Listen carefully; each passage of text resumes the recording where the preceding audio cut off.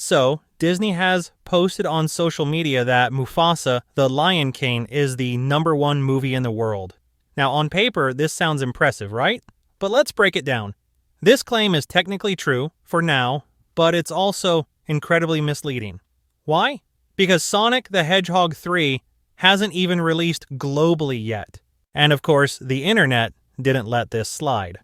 Disney got ratioed into oblivion, and some of their posts even got community notes pointing out that Sonic 3 hadn't released globally yet.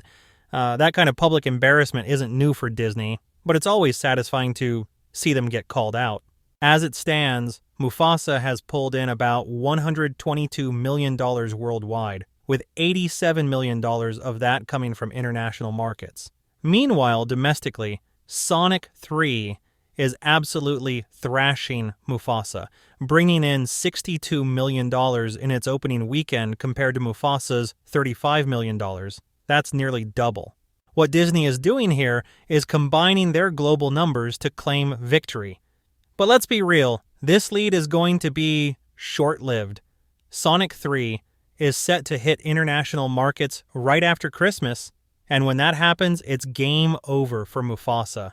If you want me to cover more of this big corporate backlash that main media don't show, hit that subscribe button and let me know in the comment below. It helps keep this channel alive, and I really appreciate your support. Back into it. Let's put this in perspective. Mufasa was expected to bring in around $180 million globally in its opening weekend, but it fell short at $122 million. Meanwhile, Sonic 3 exceeded its projections, which were initially set between $55 million and $60 million, by pulling in $62 million domestically.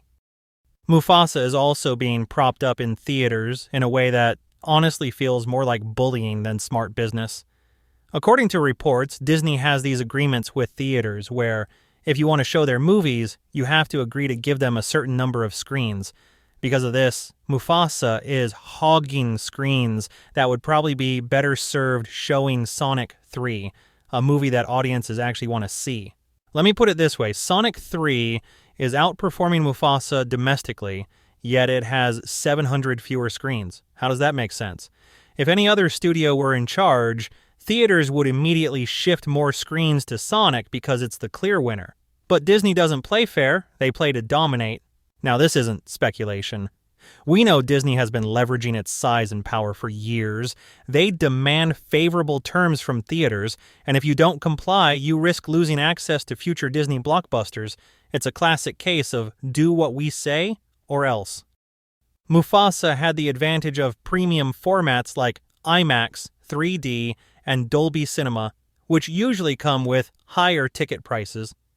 Despite that, it still got outpaced by Sonic 3. That's embarrassing for Disney, especially considering Mufasa is a follow-up to their 2019 Lion King remake, which made a staggering $1.6 billion worldwide. What's mind-blowing is Sonic 3 only got 8 additional screens over the holiday weekend. 8, that's it. Meanwhile, Mufasa continues to dominate theater space, even though it's underperforming and leaving seats empty.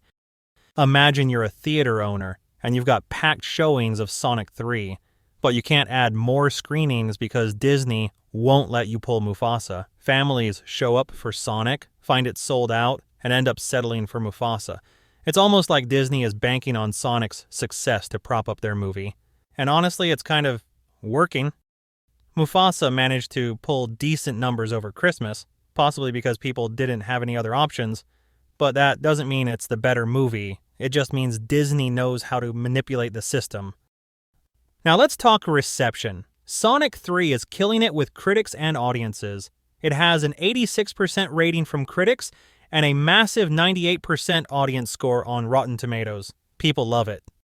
Mufasa, on the other hand, not so much.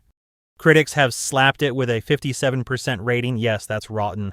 Audiences have been kinder, giving it an 89% score, but the mixed reviews are not doing it any favors. And can we stop calling these movies live action? They're entirely CGI.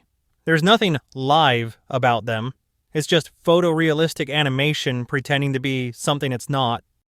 Reports are coming in that Disney is hiding replies on their social media posts about Mufasa. Now, I can't personally confirm this, but if it's true, it's a terrible look. Let's be honest, hiding criticism doesn't make it go away, it amplifies it. It's the Streisand effect in full force. Disney already has a reputation for being tone-deaf when it comes to fan feedback, and this just adds fuel to the fire. So why is Sonic 3 dominating while Mufasa flounders? Simple.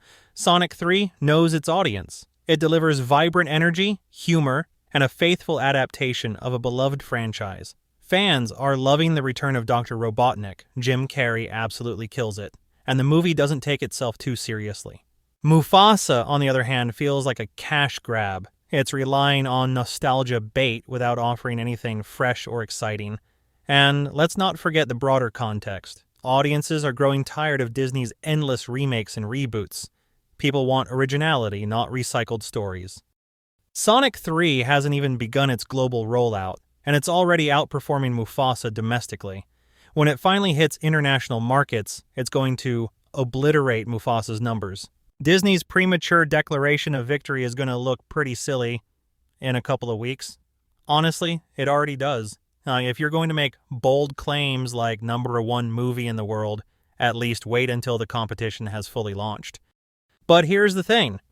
Even if Sonic 3 overtakes Mufasa globally, Disney will still have technically won in the sense that their bullying tactics worked. They managed to force Mufasa into more theaters, and they leveraged Sonic's popularity to sell tickets to their own movie. It's frustrating, but it's the reality of dealing with a studio as powerful as Disney. Paramount is proving that listening to fans and respecting the source material pays off. Disney, meanwhile, seems to be stuck in a loop of nostalgia-driven mediocrity. If you're a family deciding between these two movies this holiday season, it's a win either way. But for me, I'm Team Sonic. The franchise is fun, fresh, and doesn't feel like it's trying to milk me for every last penny. So, what do you think? Are you surprised by Sonic 3's success? Have you seen either film yet? Drop your thoughts in the comments below. And hey, if you're enjoying this breakdown, hit that like button and subscribe for more movie and pop culture commentary. Until next time, stay awesome.